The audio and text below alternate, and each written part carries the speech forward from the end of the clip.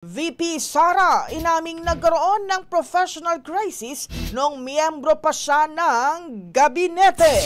Brigada Sheila Matibag, ibrigada mo! Brigada! Live report!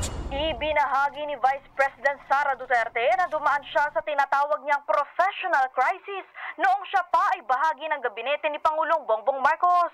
Sa pagdiriwang ng World Pandesal Day sa Quezon City, sinabi nitong hindi naging madali ang panahong iyon para sa kanya. Aniya, nagtatrabaho lang siya noon, ngunit inaatake siya ng administrasyon. Kwento pa niya, matagal bago niya napagtanto ang kanyang halaga bilang opisyal ng gobyerno.